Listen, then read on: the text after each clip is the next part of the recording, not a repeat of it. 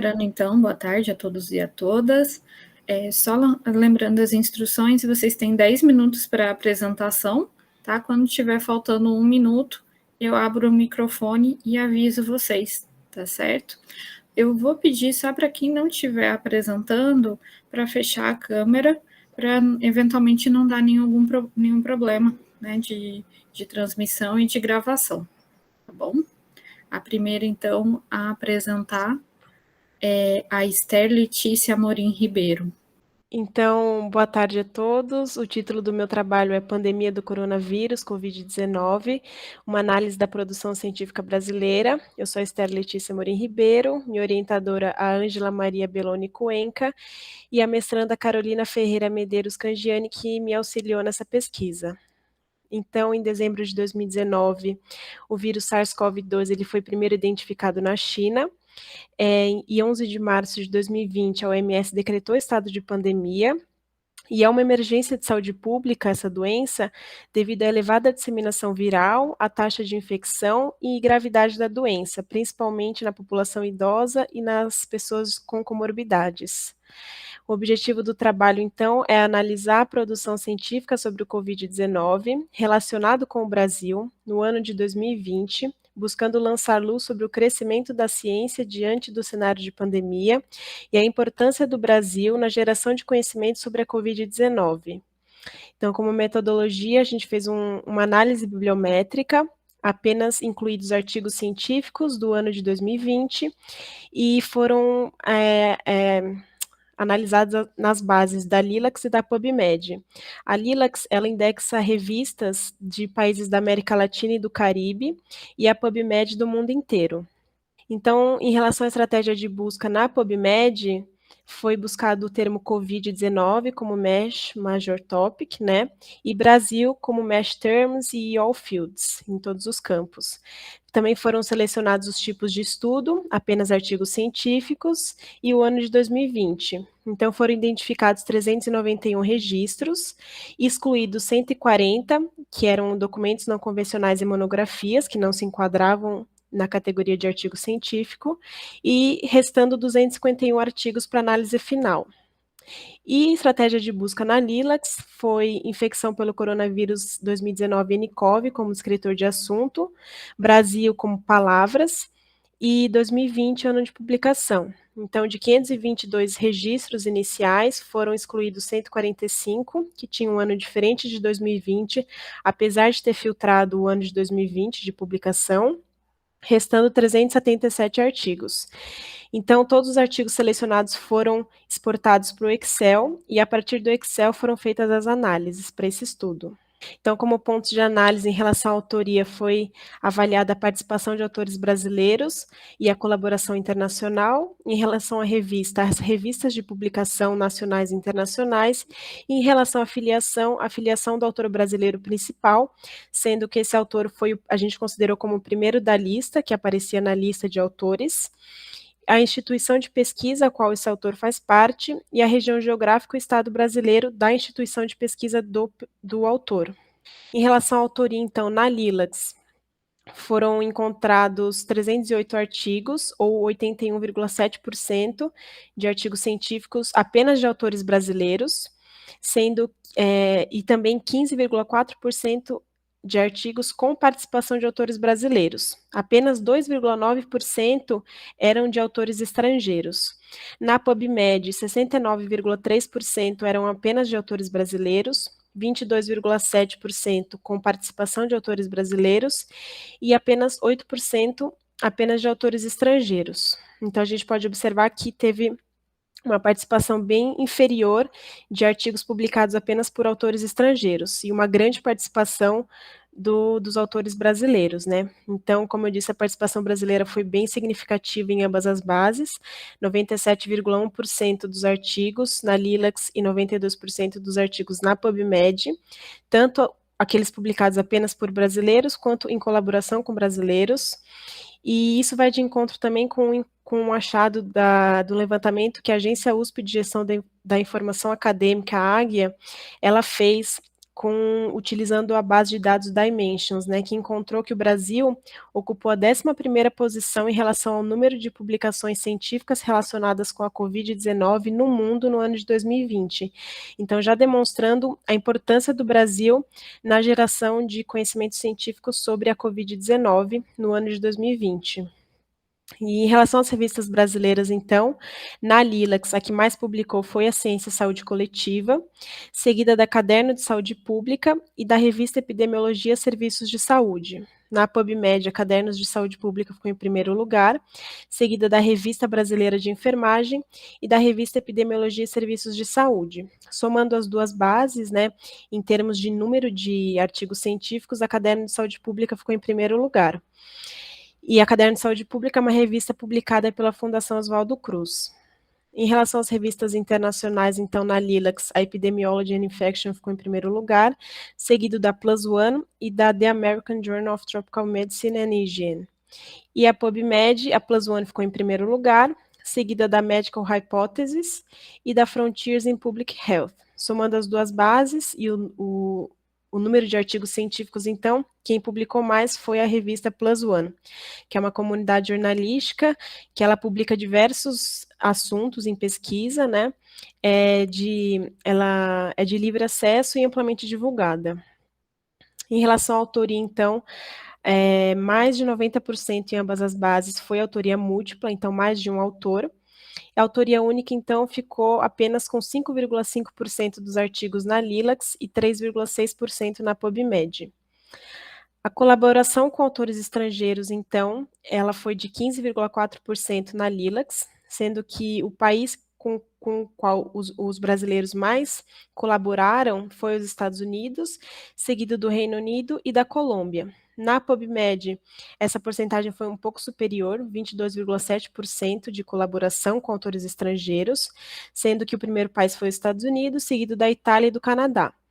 Então, é uma tendência, né, mundial essa colaboração em pesquisa na área de saúde, porque ao fazer essa colaboração, amplia o conhecimento sobre o tema, além disso, amplia o investimento também que a pesquisa tem, e, consequentemente, você aumenta a qualidade da pesquisa e o número de citação.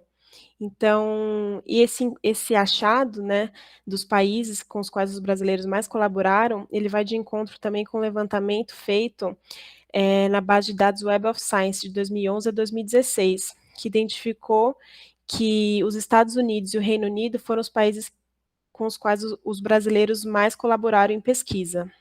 Em relação ao Estado brasileiro, então, São Paulo foi aquele que mais publicou, tanto na Lilacs quanto na PubMed, e houve uma concentração espacial dessa publicação. Então, o núcleo de produção científica, o núcleo de produção da ciência brasileira, que é constituído por São Paulo, Rio de Janeiro, Minas Gerais e Rio Grande do Sul, eles têm uma grande participação na publicação científica em relação ao Brasil. A região Sul e Sudeste, eles concentram uma grande parcela do PIB brasileiro, então aproximadamente 70% do PIB. Além disso, também concentra pesquisadores, concentra tecnologia e, consequentemente, eles são estados que produzem mais, né, em termos de produção científica. Então, essa tendência foi encontrada na PubMed, sendo que esses 4 estados foram os que mais produziram, e na Lilacs, Minas Gerais e Rio Grande do Sul ficaram atrás apenas da Bahia, então figuraram em 4º e 5º lugares, respectivamente. Em relação às regiões brasileiras, a região Sudeste foi a que mais publicou, tanto na Lilacs quanto na PubMed, superando 50% em ambas as bases.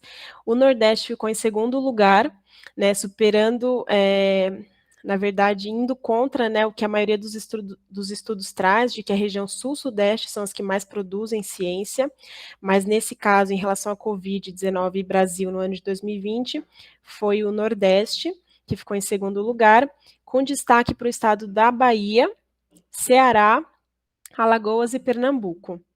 E em relação às instituições de pesquisa brasileira, então, a USP ficou em primeiro lugar, em termos de número de artigos científicos, seguido da Fundação Oswaldo Cruz, em ambas as bases. Isso vai de encontro com o que o levantamento da Águia, da agência USP, também encontrou. Encontrou que a USP ficou em primeiro lugar em relação à publicação científica sobre a Covid-19 no ano de 2020, e a Fundação Oswaldo Cruz em segundo lugar. Além disso, a USP ficou em 16º lugar no mundo em publicação sobre a Covid. Então, um papel bem relevante da USP, né? Dentro da USP, então, existem diversos institutos de pesquisa. Aquele que mais publicou foi a Faculdade de Medicina, tanto na Lilacs quanto na PubMed. E a Faculdade de Saúde Pública, ela teve um papel também relevante, então ela ficou em segundo lugar dentro da USP, né, seguida da Faculdade de Medicina, e a Faculdade de Saúde Pública, ela ficou em quarto lugar na PubMed, entre os artigos científicos publicados na PubMed. E é isso. Obrigada, Esther, pela apresentação. Eu vou passar, então, a palavra para as professoras avaliadoras. Bom, são duas perguntas, Esther. A primeira, qual foi o critério que tiveram para definir que autor brasileiro, se foi talvez o vínculo institucional? E a segunda é se vocês consideraram, dentro da análise bibliométrica, ver que tipo de estudo que estava sendo publicado, se era uma revisão, uma meta-análise, etc. E se não foi considerado isso dentro da análise, por que não foi feito? Tá. Então, em relação a essa última pergunta, a gente não analisou o tipo de estudo de artigo científico, então a gente apenas incluiu as revisões, as meta-análises, e a gente acabou não especificando o tipo de estudo, né? E a primeira pergunta, desculpa, qual que era mesmo? O critério para definir se o autor era brasileiro, se era pelo vínculo com a instituição. Sim, com vínculo com a instituição. Então, a partir da instituição a qual o autor fazia parte, a gente considerou como brasileiro ou não. Ok, obrigada. Imagina. Obrigada pela apresentação, Esther. Da minha parte, não tenho perguntas. Tá certo, obrigada. Professora Natália? Oi, eu tenho uma pergunta sim. Esther, vocês chegaram a verificar quais foram as agências de fomento desses trabalhos?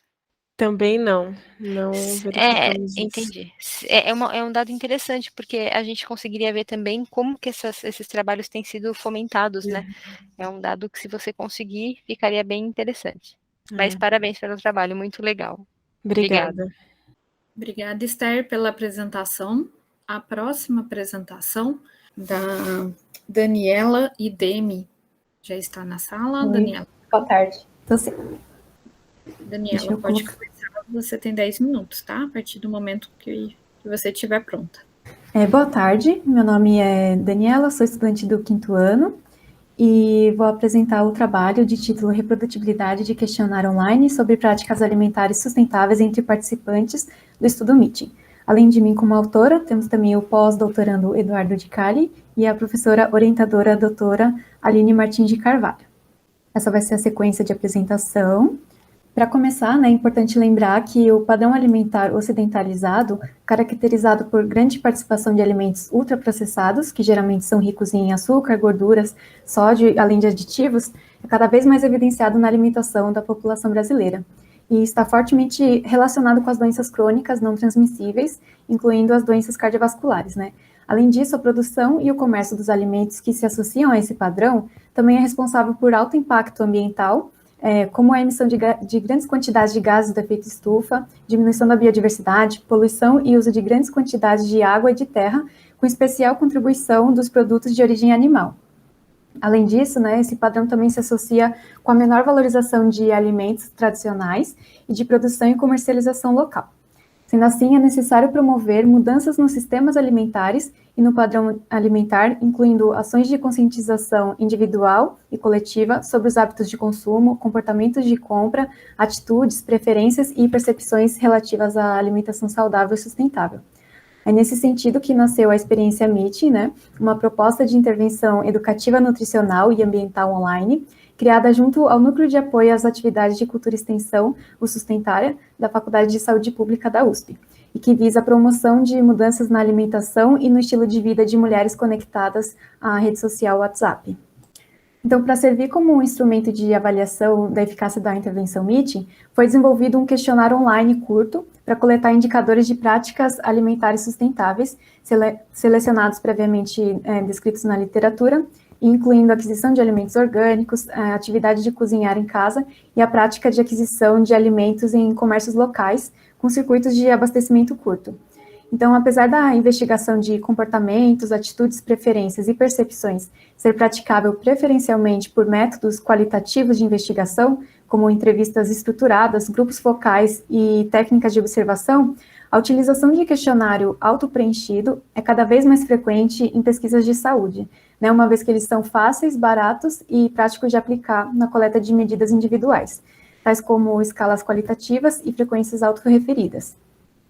E para evitar erros de medição associados a esses questionários, né, e a confiabilidade dos indicadores obtidos, e garantir mudanças reais promovidas por intervenção que utilizam o questionário como ferramenta, é importante a realização de testes de reprodutibilidade do questionário aplicado a mesmos indivíduos em 2 diferentes momentos, num curto intervalo de tempo.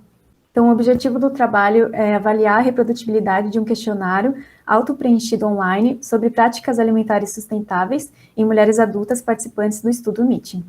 Métodos e procedimentos.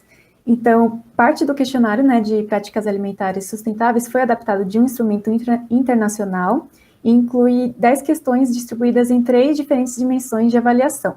Então, a primeira era a escala de autopercepção quanto à adoção e a importância de uma alimentação sustentável, onde era perguntado, no último mês, você acha que sua alimentação foi sustentável? Deu uma nota de 0 a 10. E no último mês, o quanto ter uma alimentação sustentável foi importante na sua vida? Também com a escala de 0 a 10. Na segunda dimensão, era sobre a contribuição de locais de produção e comercialização de alimentos para a aquisição de frutas, verduras e legumes. E a pergunta era, considerando uma escala de 0 a 10, em que 0 é pouco relevante e 10 é muito relevante, indique abaixo os locais que foram relevantes para você na aquisição de vegetais frescos no último mês. Então, os locais eram feiras livres, sacolão, hortifruti, quitanda, supermercados, mini mercados e mercearias, agricultores ou entrega direta de agricultores, horta ou pomar comunitária, horta ou pomar domiciliar. E a última dimensão era sobre a frequência de aquisição de alimentos orgânicos, né? Então, era perguntado no último mês com que frequência, em média, você adquiriu ou comprou algum alimento orgânico. E eram oferecidas opções de resposta com categorias de frequência, variando de 0 a 7, e unidade de tempo, né, de dia, semana ou mês.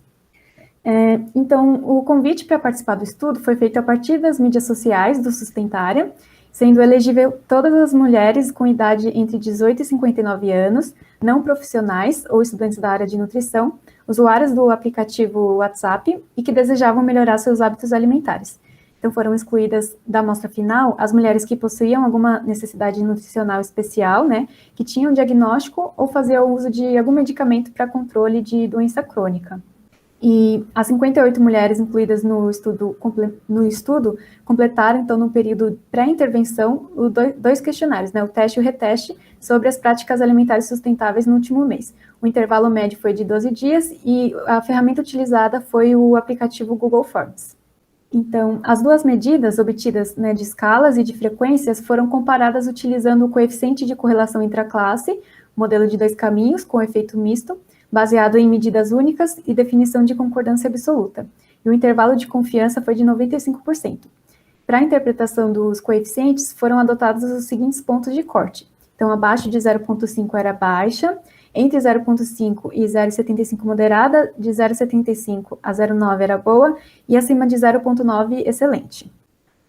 O projeto foi conduzido respeitando os aspectos éticos, né, sendo aprovado no Comitê de Ética de Pesquisa da FSP-USP, e participaram, então, como voluntárias mulheres que leram, entenderam e aceitaram os objetivos e os procedimentos descritos no termo de compromisso livre de consentimento livre e esclarecido.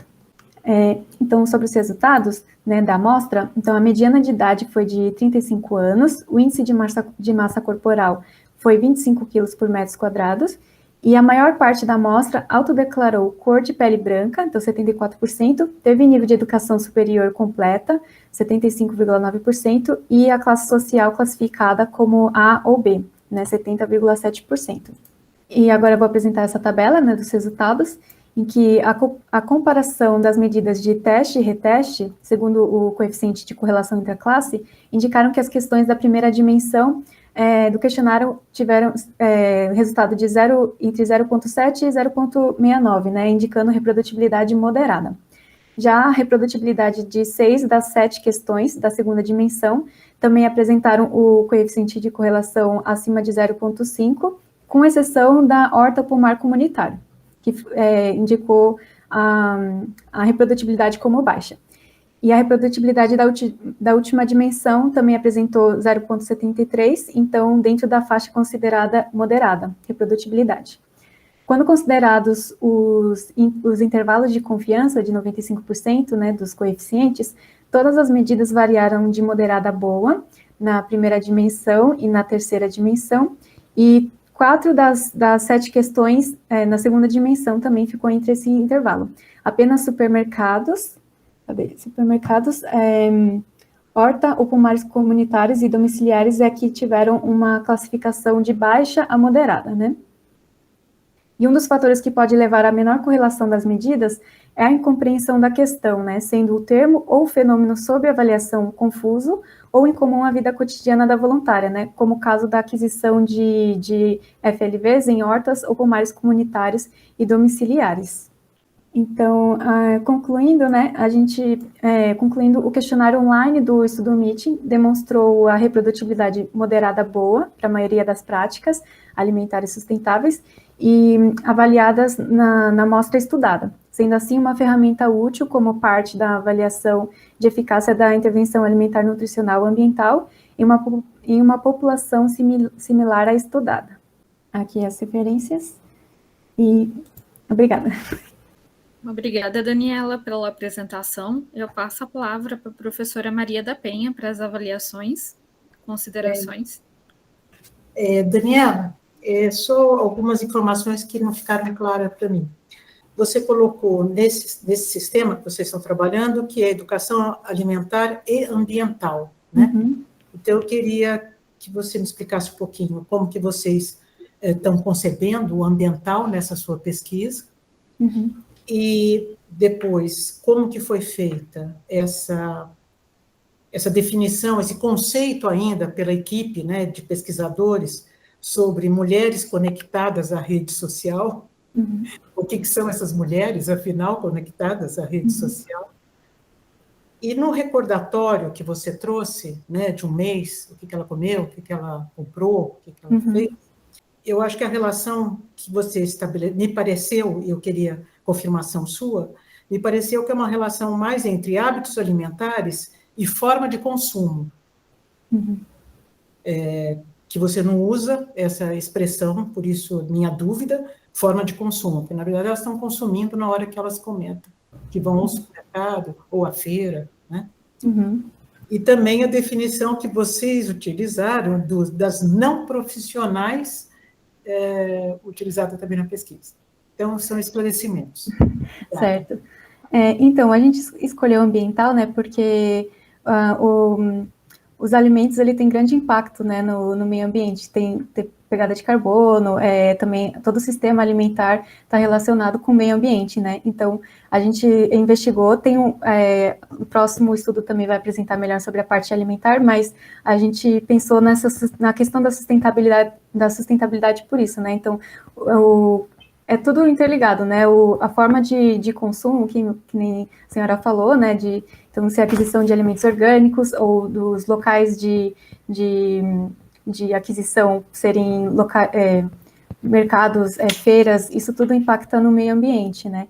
Então, por isso que a gente colocou o termo sustentável, ambiental relacionado à sustentabilidade, né? Então, em relação a esse título, a minha sugestão é que vocês revejam, porque cria uma expectativa que vai discutir ambiental, né? E que as coisas estão interligadas, sim, mas o seu estudo não foi feito sobre a conceituação ambiental. Me parece que é mais alimentar e nutricional, né? E as outras questões? O que vocês identificam como mulheres conectadas à rede social? Quem são essas mulheres, para vocês escolherem assim?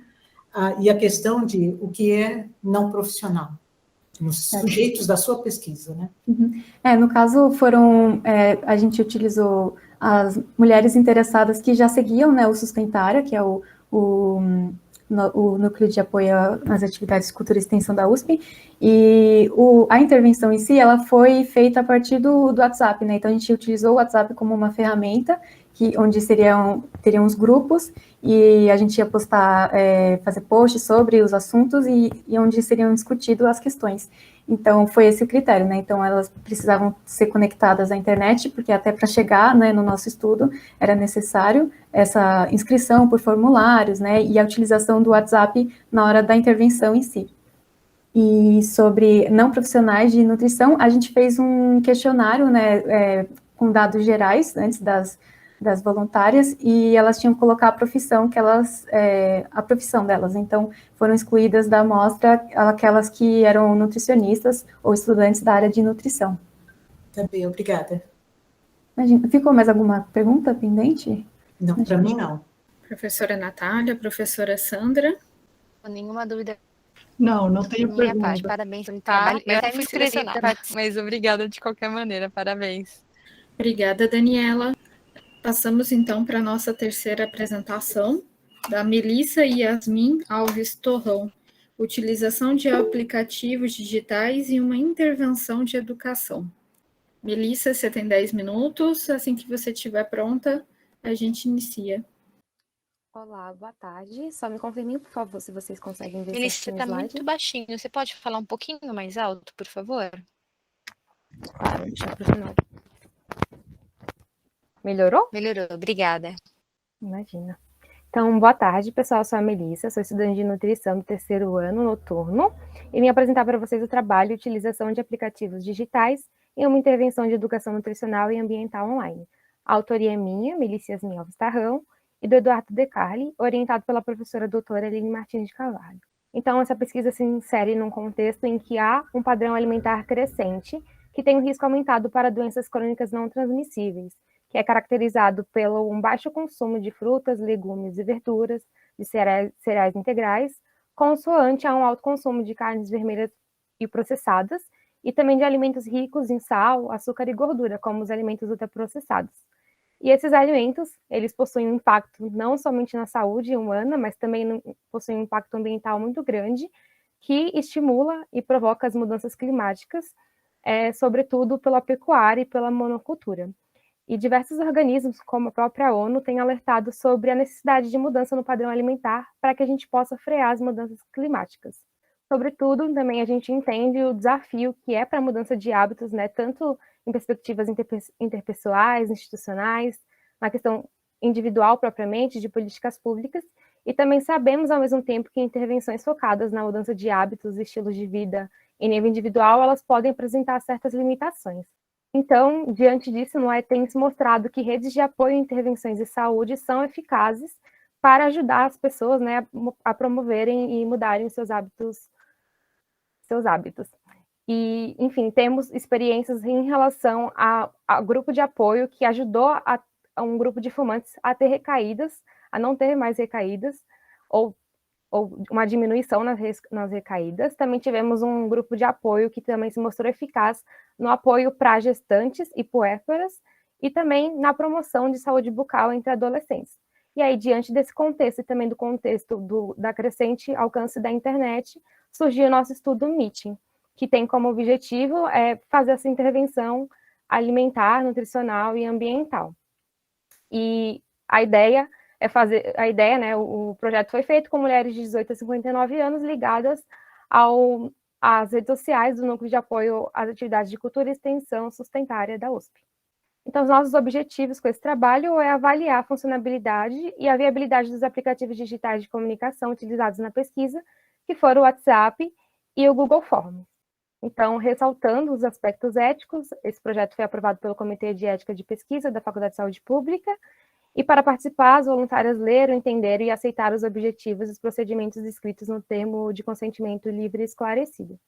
Bom, então, trata-se de um estudo quase experimental, pré-teste e pós-teste, sem grupo controle. Nós tivemos um primeiro momento de triagem, que foi aplicado o questionário, e que foram selecionadas participantes de acordo com os nossos critérios de inclusão. Tivemos também a segunda fase, que foi a pré-intervenção, que foi aplicado um questionário de pré-intervenção e um recordatório 24 horas. Tivemos o período de intervenção propriamente de 28 dias, em que houve essa comunicação no WhatsApp, essa formação de rede de apoio, e durante isso também alguns questionários de autoavaliação foram aplicados. E por fim, nós tivemos também a pós-intervenção, que foi aplicado um questionário de pós-intervenção e o recordatório 24 horas. Então, como resultados, nós temos que 58 de 115 respondentes ao questionário de triagem foram selecionadas, e essas 58 pessoas geraram 1.322 interações ao todo no grupo do WhatsApp, sobretudo na primeira semana, com um N de 646 interações. A segunda semana apresentou um N de 240, a terceira de 239 e a quarta de 197. Dá para perceber que houve um aumento, um número muito grande na primeira semana, que houve uma diminuição na segunda, mas que se manteve constante da segunda à quarta semana. Referente aos questionários, nós tivemos referente de autoavaliação. Na segunda semana tivemos que 63,8% das mulheres preencheram esse formulário, na terceira 36,2% e na quarta 5,2%. Entretanto, esses questionários vale pontuar que não eram obrigatórios. Referente aos questionários de pré e pós-intervenção, no de pré-intervenção nós tivemos 100% de preenchimento e no de pós-intervenção 74,1%. Referente aos recordatórios 24 horas, tivemos, na primeira medida, 96,5% das mulheres respondentes e, na segunda medida, 70,7%. Então, com isso, nós concluímos que o WhatsApp e o Google Forms são ferramentas úteis e viáveis para a comunicação e coleta de dados entre coletividades sadias e profissionais da saúde na área de alimentação e sustentabilidade. Obrigada. Obrigada, Melissa, pela apresentação. Vamos passar as palavras para as professoras avaliadoras. Melissa, deixa eu fazer uma pergunta. Vocês sabem por que logo depois da terceira semana houve essa redução? Vocês chegaram a questionar as participantes da redução desses contatos por WhatsApp? Nós tivemos uma redução a partir da segunda semana, né, das interações. Isso. Então, a gente supõe que essa diminuição ela houve por conta da primeira semana mesmo ser uma semana de todo mundo se conhecer, há uma empolgação maior, tá todo mundo ali se conhecendo, e a partir da segunda semana, geralmente as mulheres que estão realmente mais interessadas que ficam ali, né, que conseguem permanecer e ficam nessa constância. Então, é uma das suposições que a gente tem. Tá bom, muito obrigada. Professora Sandra agradeceu, ela não tem perguntas. Professora Maria da Penha? Eu agradeço também, mas também não tenho perguntas. Obrigada, Melissa. Tá certo, então, Melissa, parabéns pela apresentação, obrigada. A próxima apresentação é do Kate Richard Brauer Salles. Kate, quando você estiver pronto, a gente inicia a contagem, tá bom? Fica à vontade. Obrigado, Priscila. Bom, gente, boa tarde. Eu vou começar a apresentar a minha tela. Tudo bem. Bom, meu nome é Keith Richard Brauer Salles. Eu estou fazendo uma iniciação científica na Faculdade de Saúde Pública. Sou orientado pela professora Helena Ribeiro e co-orientado pela doutoranda Poliana Ferreira da Silva. E o título da pesquisa é um programa de formação a respeito do pagamento por serviços ambientais para catadores de material reciclável. Primeiro, eu vou começar explicando o que é um serviço ambiental e por que ele merece ser remunerado, e especificar isso para catadores e explicar a metodologia da pesquisa. Bom, o que é o pagamento por serviços ambientais? Primeiro, os serviços ambientais, eles são benefícios que a natureza provém para a gente, para a humanidade, através dos ecossistemas que são essenciais, né, para a nossa sobrevivência. Por exemplo, os recursos hídricos e os solos agricultáveis, eles provêm os alimentos, né, e a água, que são diretamente importantes para a nossa sobrevivência. Também a biodiversidade, como eu mostro aqui a figura de uma abelha, a polinização que a abelha faz nas flores, ela é importante para a reprodução das plantas e por isso é importante para a nossa sobrevivência. Também as matérias-primas que a gente retira do solo através da mineração, por exemplo, a gente usa essas matérias-primas para produzir, por exemplo, o computador que a gente está assistindo essa apresentação agora. Como também, por fim, aspectos culturais. A nossa cultura ela está intrinsecamente ligada à natureza. Então, é um benefício que a gente tem através da natureza. Esses são os serviços ambientais, alguns deles, e, bom, infelizmente eles estão sofrendo constante pressão, né? E surgiu a ideia de um instrumento econômico, que é o pagamento por serviços ambientais, o PSA, para ajudar na conservação desses serviços ambientais. E aí, como e por que eu começaria a pagar pessoas ou entidades para preservarem, né, esses serviços ambientais? Eu começaria com uma etapa de catalogação, por exemplo. Eu analisaria uma localidade e veria quais são os serviços ambientais dessa localidade. Esses serviços eles estão sofrendo algum desgaste nessa localidade? Se sim, qual desgaste é? Então, essa é a primeira etapa de 5 etapas que os gestores públicos têm que ter ideia para começar um projeto de PSA. E aqui eu trouxe um exemplo, que é um exemplo emblemático no mundo inteiro até, que é o exemplo da cidade de Extrema, que é uma cidade que fica no sul de Minas Gerais, e ela faz parte do manancial que abastece até a cidade de São Paulo. E foi percebido que, devido a uma degradação, né, um desmatamento e uma erosão na região dessa cidade, estava diminuindo a qualidade e a quantidade da água que chegava, que passava por esse curso. Então, começou esse trabalho desse PSA para reflorestar essa área. No próximo slide eu tenho até aqui uma imagem de uma propriedade rural de Extrema, que o proprietário ele foi pago, né, para reflorestar essa área. Então, a gente vê o antes e o depois da mesma localidade, porque as árvores elas podem ajudar na infiltração da água e, assim, prover melhor o recurso ambiental, né, o serviço ambiental da água. E, bom, esse é o exemplo de Extrema. Após a fase de catalogação que a gente faz de um problema, a gente faz um diagnóstico, que é uma catalogação mais técnica. Quer dizer, se eu tenho esse problema do desmatamento, da erosão, o que eu teria que fazer, né, para resolver esse problema? Nesse caso específico, eu teria que plantar árvores em qual área, em qual determinada área, qual quantidade, qual espécie de árvores. Isso é o diagnóstico, que você estabelece esse plano. E aí a próxima fase é encontrar parcerias, que são apoios ou financiamentos, sejam eles públicos ou privados, porque projetos de PSA normalmente são caros, eles exigem, né, o apoio de várias entidades. E após conseguir esse apoio, você tem que engajar a população, é a quarta fase, engajar a população, que vai ser impactada diretamente, mas também indiretamente por esse projeto, os estudantes da cidade, os ativistas ambientais, os moradores, porque quando a população abraça o projeto, ele tem muito mais tendência a dar certo.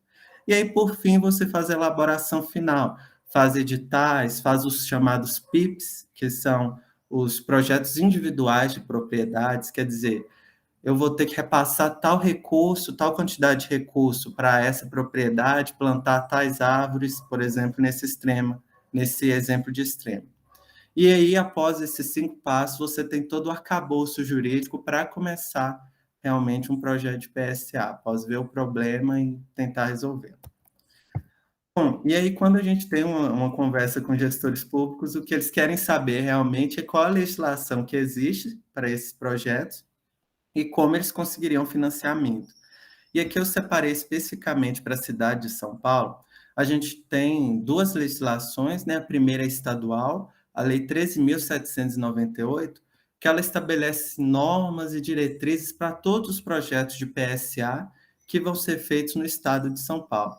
E tem também uma lei municipal de São Paulo, que é a Lei 14.933, do mesmo ano de 2009, aliás, que estabeleceu o FEMA, que é um fundo que pode repassar recursos para projetos, né, para indivíduos ou organizações que protegem o meio ambiente, pensando nesse princípio de protetor-recebedor, que é o princípio do PSA. Além desse fundo, existem outros fundos que a gente pode conseguir para financiar um projeto de PSA. O FEHIDRO é um fundo estadual, né, específico para projetos de PSA hídrico. O FECOP, que é um fundo para controle de poluição, para projetos específicos para reciclagem, que é o objetivo dessa pesquisa. A gente pode usar a taxa de serviço de coleta, né, que ela chega no IPTU, e ela é um recurso que pode ser utilizado para PSA destinado à reciclagem. Também há outros fundos municipais que podem ser usados e também fundos privados. Por exemplo, uma empresa provedora de água, a Sabesp, ela pode financiar os proprietários rurais de uma área para eles fazerem um reflorestamento, né, e ela receber uma maior quantidade de água numa qualidade melhor. Então, é um trabalho preventivo da empresa para ela ter uma economia de dinheiro quando a água chegar para ela. Bom, empresas de turismo também podem pagar alguns proprietários para eles manterem uma área bonita, né, visualmente, uma área com uma floresta densa, para que os turistas possam chegar, possam visualizar essa área e ela, né, receber dinheiro em função disso.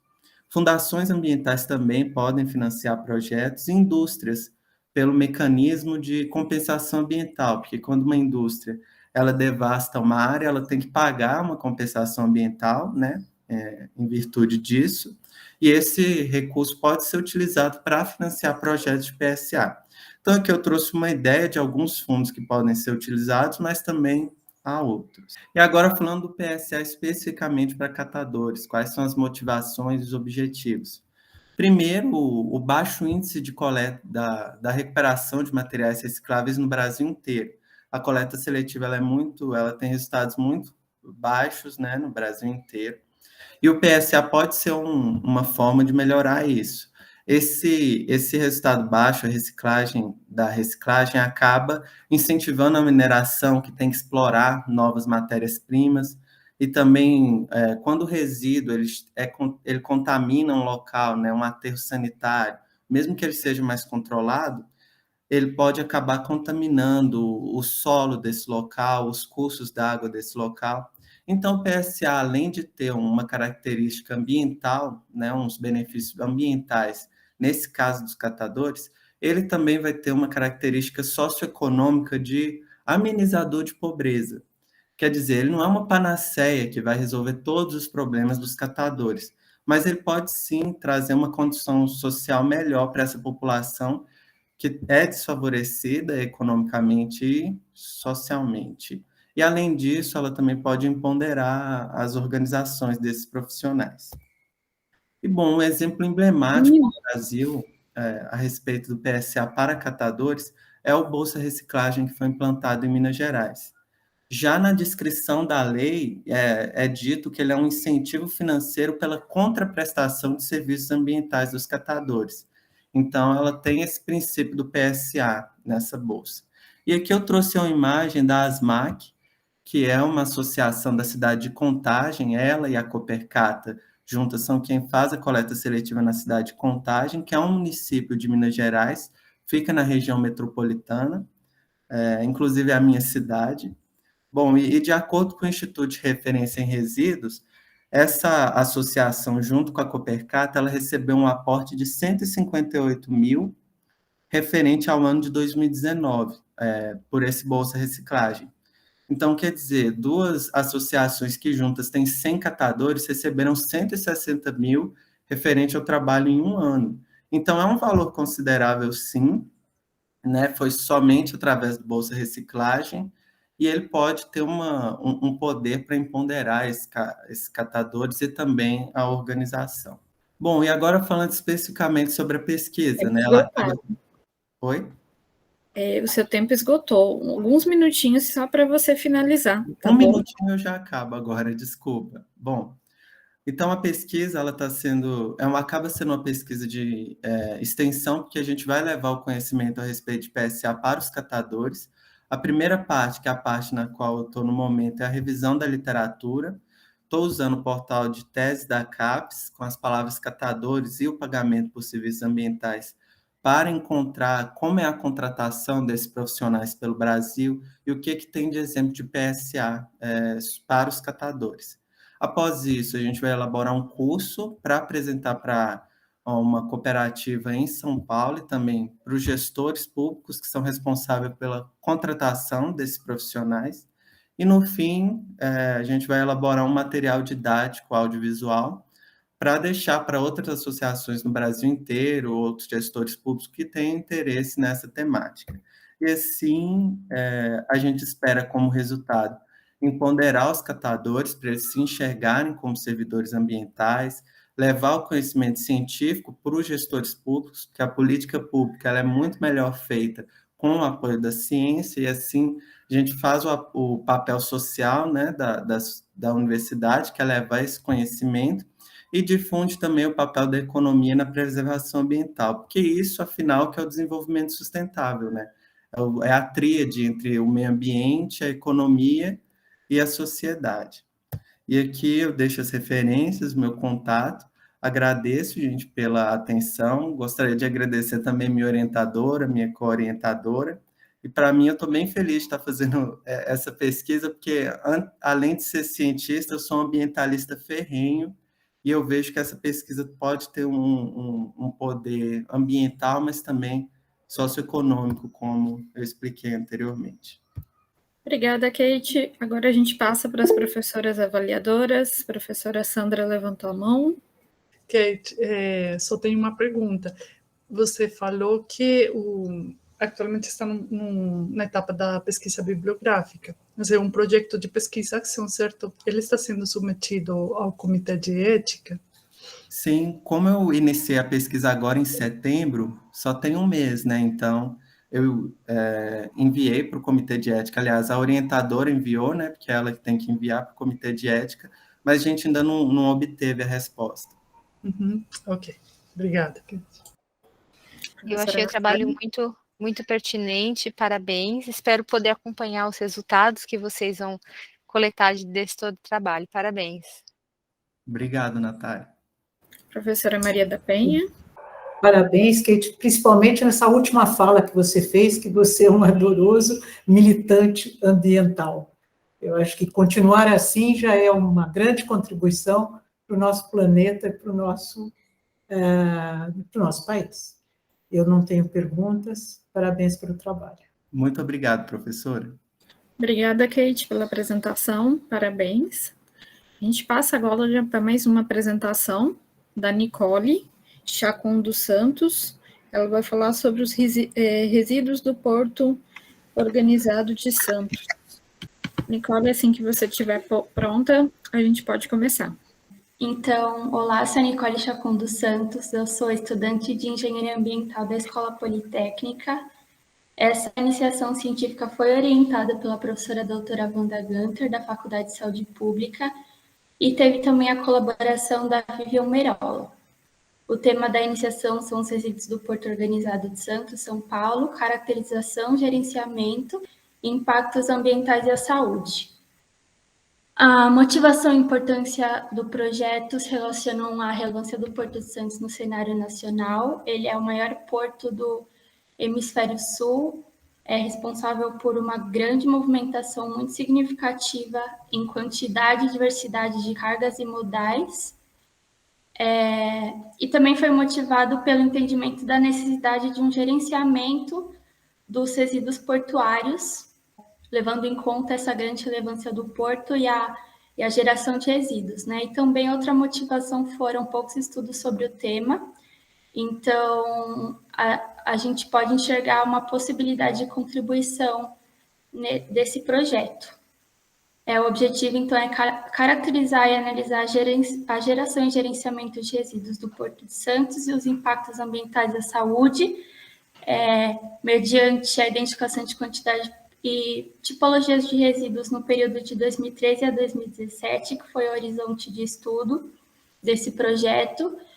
Também foi objetivo a avaliação do arcabouço legal e normativo, a identificação dos fluxos, destinos e impactos ambientais à saúde dos resíduos portuários e também a avaliação da influência da sazonalidade de importação e exportação de cargas, levando em conta a crise econômica de 2015. Então, a metodologia contou com revisão bibliográfica e documental, levantamento da legislação brasileira, uma visita técnica ao Porto de Santos, uma entrevista com o responsável por ações ambientais do Porto de Santos, o levantamento e análise de dados nesse período que eu citei, de 2013 a 2017, esses dados são disponibilizados pelo site da autoridade portuária ou então foram obtidos com a ajuda do responsável por ações ambientais do porto que eu citei. E também identificamos os impactos ambientais à saúde desses resíduos e comparamos os dados nos períodos pré e pós-crise econômica. Então, eu vou contextualizar para depois expor os resultados, começando com a caracterização dos resíduos de Porto de Santos. Então, são esses 3 geradores do porto. O primeiro são a autoridade portuária, que produz resíduos advindos de atividades administrativas de limpeza e conservação das estruturas do porto. Também constam nesse tipo de resíduos aqueles a quem não se pode atribuir gerador. Há também os resíduos de arrendatários e permissionários, que são aqueles das atividades da dinâmica de movimentação de passageiros e mercadorias no porto e o armazenamento de produtos. São os resíduos gerados pelos operadores portuários que fazem parte desse processo de dinâmica do porto. E também há os resíduos de embarcações, que são os resíduos de taifa, gerados pelos armadores de embarcações. A retirada desses resíduos é apenas por empresas que possuem credenciamento. O foco desse estudo são os resíduos dos terminais, que são dos arrendatários e permissionários. Também coloquei aqui a classificação dos resíduos, que eu vou citar bastante resíduos classe 1, 2A e 2B. Então, o 1 são os perigosos, 2A os não inertes e 2B inertes, de acordo com a norma brasileira. E falando sobre os resultados, vou começar com a quantificação e destinação dos resíduos nos terminais. Então, foram plotados esses gráficos para os anos de 2013 a 2017. Então, explicando que para a autoridade portuária, os operadores declaram os resíduos gerados em massa, volume ou quantidade. Eu coloquei os 3 geradores. O do nosso foco é da curva em vermelho, que são dos arrendatários. Então, em todo o período pode ver uma geração significativa em todas as categorias de massa, volume e quantidade. Eu separei também, agora só para os resíduos dos terminais, uma diferenciação entre cada ano, entre as classificações dos resíduos declarados em cada categoria. Em relação ao total de resíduos para cada ano, não se enxerga uma tendência muito clara, apenas na parte de volume, né, com a progressão do tempo foi aumentando bastante. E também em relação às classificações, não há uma tendência, cada ano é uma coisa para cada tipo de classificação. Em relação à destinação, foi dada uma atenção especial aos resíduos classe 1, que são os perigosos, devido à sua maior probabilidade de geração de impactos, né, devido à sua periculosidade, corrosividade, entre outros, né, são os resíduos perigosos. Então, para cada categoria, né, os declarados em toneladas, o tratamento de recuperação, eles promovem esses dados para a gente como destinação. Então, os resíduos são destinados para tratamentos de recuperação. Os declarados em volume, a gente pode ver um destaque para recuperação e tratamento físico-químico, e para declarados em unidades, a reciclagem foi tida em maior quantidade. Então, só elencando os principais pontos, foi possível observar uma geração significativa dos resíduos dos arrendatários e permissionários. Para os tipos de resíduos, houve destaque para outros líquidos perigosos e sólidos contaminados de classe 1, resíduos orgânicos de classe 2A e resíduos de construção civil da classe 2B. Em relação à destinação, especialmente dos resíduos classe 1, destacaram-se a recuperação, descontaminação, reciclagem e coprocessamento. Em relação aos fluxos de resíduos e seus impactos ambientais e à saúde humana, foram elencados alguns impactos, como degradação, contaminação do solo e a água, agentes de doenças e odor relacionados aos resíduos, e foi dada uma atenção especial também ao fluxo até o destino final. Então, foi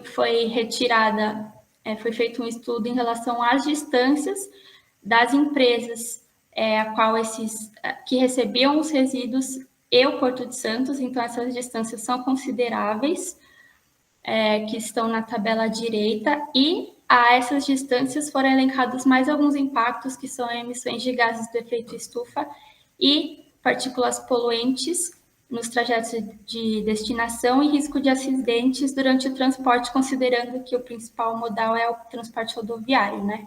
Em relação à correlação entre a economia do país e geração de resíduos no Porto de Santos, nesse gráfico à esquerda, para esse período maior do que a gente estava considerando anteriormente, foi observado realmente o impacto da crise na movimentação. Então, entre os anos 2015 e 2016, houve uma diminuição da movimentação, né, devido ao impacto da crise.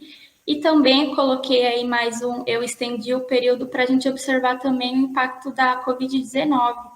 O ano de 2020 foi um ano recorde de movimentação, que é uma informação importante da gente notar também, a resiliência do porto. Então, mesmo em crise, teve muita movimentação.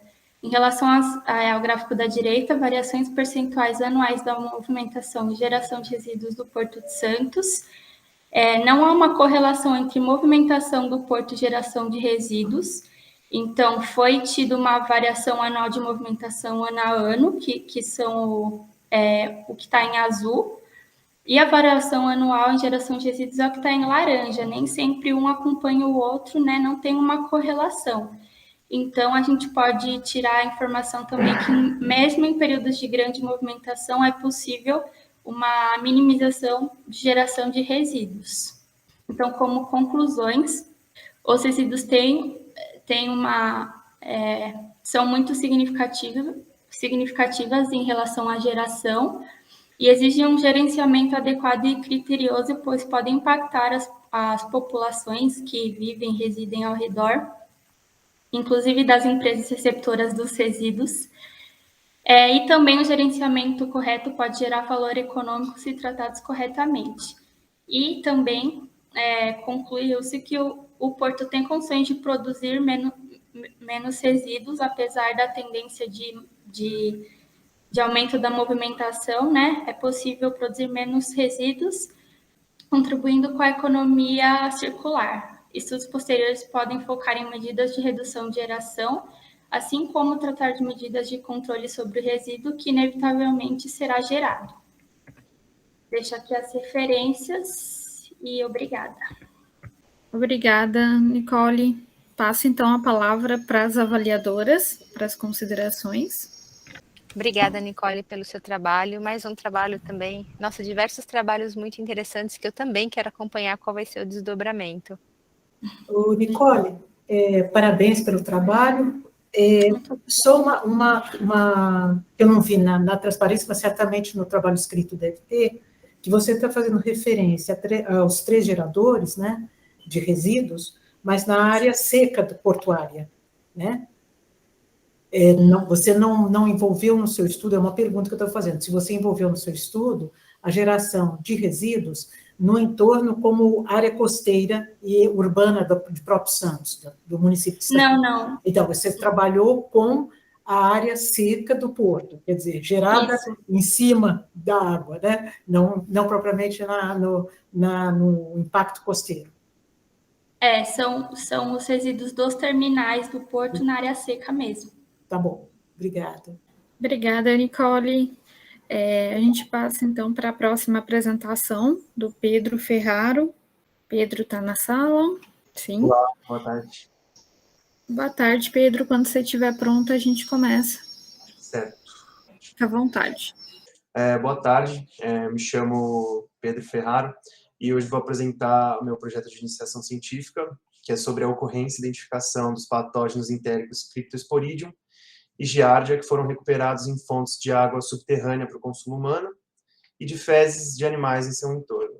A minha orientadora é a professora doutora Maria Tereza Pepe Rasolini, da Faculdade de Saúde Pública.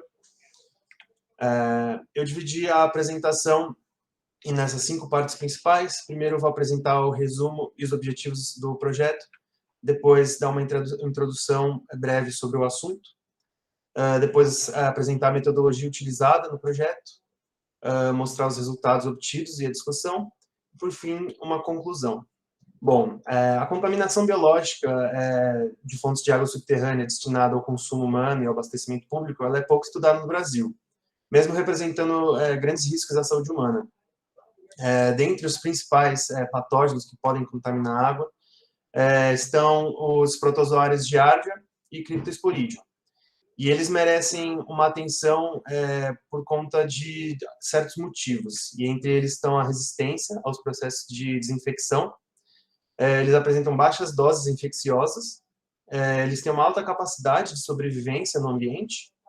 E eles também têm uma grande relevância em surtos veiculados, surtos de doenças veiculados pela água. Aqui embaixo a gente pode ver imagens de microscopia. Na esquerda tem um cisto de Giardia e na direita tem um oocisto de Cryptosporidium.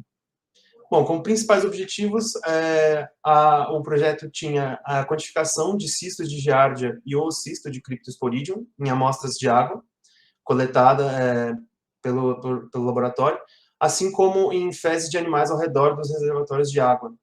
Além disso, a caracterização molecular desses cistos e oocistos recuperados nas amostras.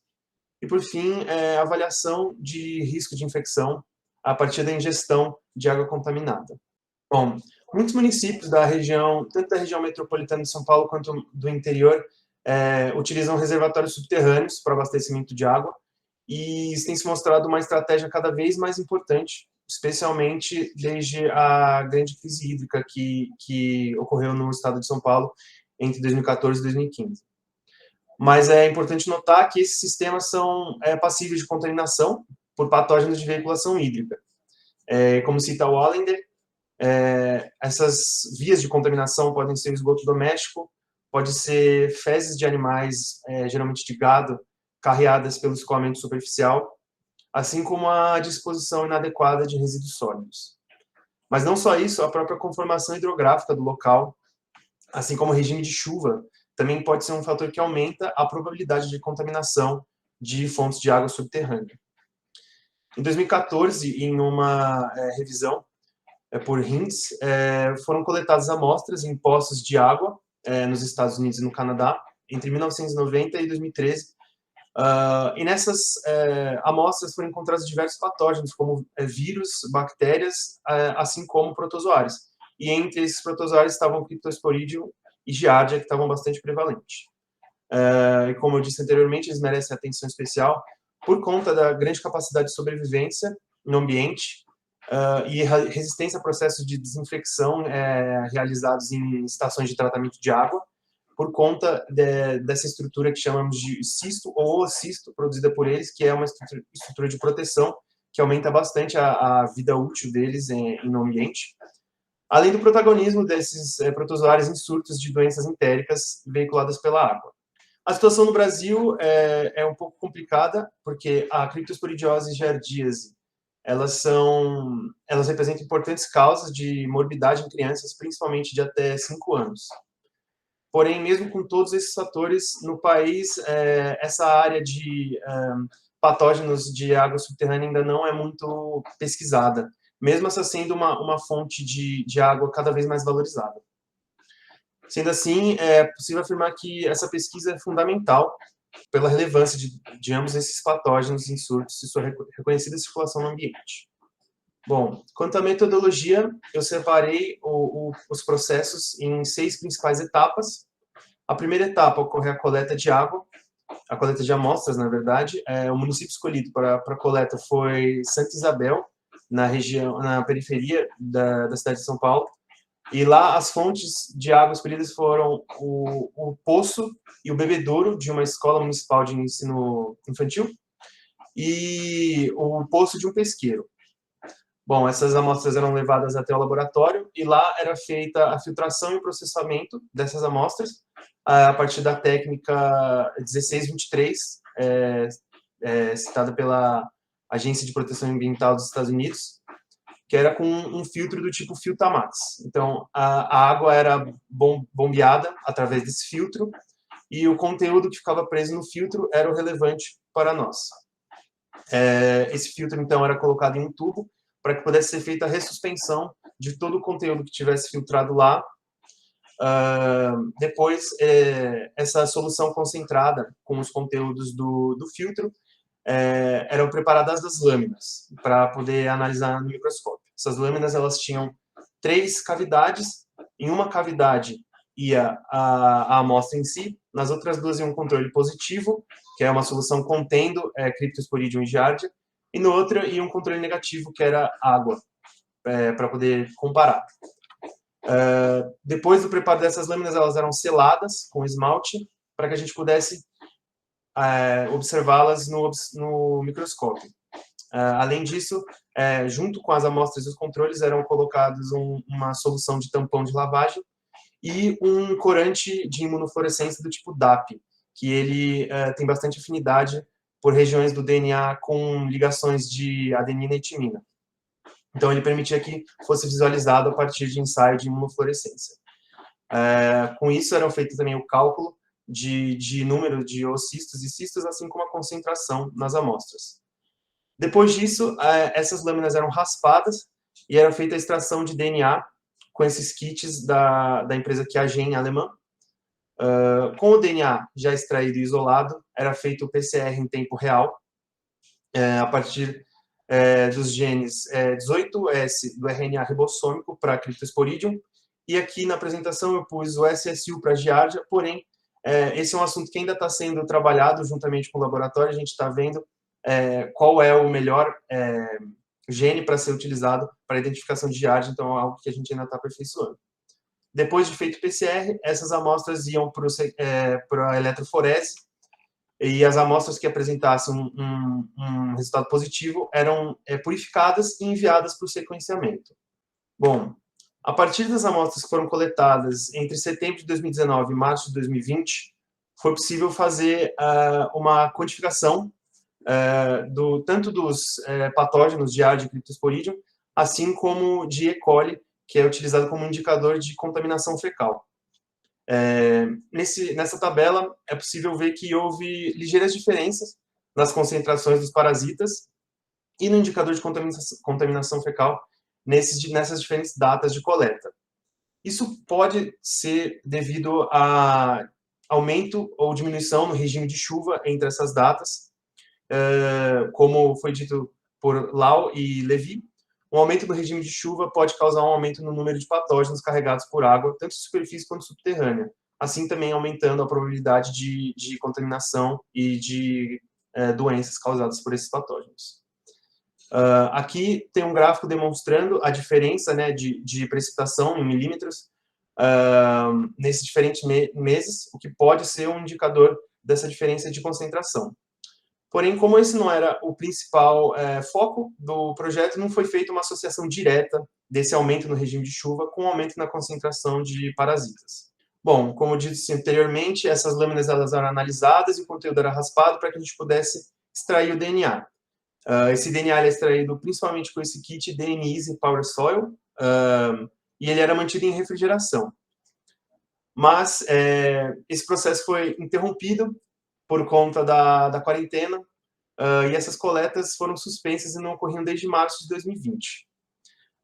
E como o projeto prevê inicialmente um ano inteiro de coletas todo mês, essas amostras que já tinham sido processadas e o DNA que já tinha sido extraído foi mantido em refrigeração até que se complete todas essas coletas. Essas coletas foram resumidas agora no mês de outubro, então esse projeto ele vai ser estendido até o ano que vem e essas coletas vão continuar sendo feitas e essas amostras vão ser trabalhadas ainda. Mas com o retorno das atividades presenciais, com a vacinação também, voltamos ao laboratório e houve um maior foco em um outro projeto semelhante, que envolvia amostras de água superficial coletadas previamente pela equipe do laboratório. E nessa nova etapa, o objetivo principal era identificar espécies de Cryptosporidium, utilizando o gene que eu havia mencionado previamente, o 18S do RNA ribossômico, a partir da metodologia dos primers citados por Silva et al. Em 2013.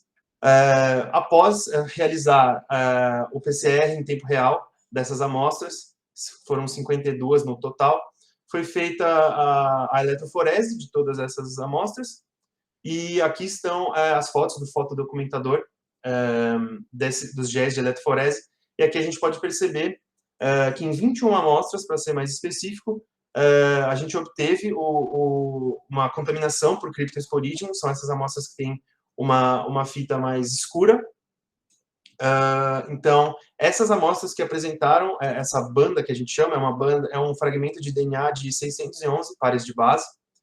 A gente purifica e essas amostras foram enviadas para um laboratório para que pudesse ser feito sequenciamento, para que a gente soubesse exatamente de qual espécie se trata. Essas amostras ainda estão no processo de sequenciamento, ainda não retornaram, mas assim que retornarem, o processo vai continuar sendo feito e vai ser realizado um artigo discorrendo sobre essas espécies. Bom, mesmo sem obter todos os resultados concretos por conta desses atrasos causados pela pandemia, pode-se perceber que aqui já há dados importantes para a saúde pública, visto que foi observado concentrações de giardia e de Cryptosporidium, tanto nas águas do pesqueiro quanto da escola, assim como nessas amostras que obtivemos bandas de Cryptosporidium. Isso pode se dar devido às más condições encontradas em muitas regiões periféricas, tanto de São Paulo quanto de todo o país, né? E essas pesquisas envolvendo a saúde pública são extremamente relevantes, principalmente para a divulgação dessa informação, que muitas vezes pode auxiliar a diminuir os casos de doenças causadas por esses parasitas que estão sendo estudados. Então, aqui eu deixo minhas referências utilizadas para a apresentação e muito obrigado. Obrigada, Pedro, pela apresentação. Eu passo, então, para as professoras avaliadoras. Pedro, parabéns pelo trabalho, não tenho nenhuma dúvida. Obrigada. Boa sorte na retomada do projeto agora. Professora Sandra não tem nenhuma pergunta, agradeceu. Professora Maria da Penha, alguma pergunta? Acho que não. Não, eu pus no chat. Obrigada, viu, Pedro? Boa sorte aí no seu trabalho. Muito obrigado. Obrigada, Pedro. Parabéns pela apresentação.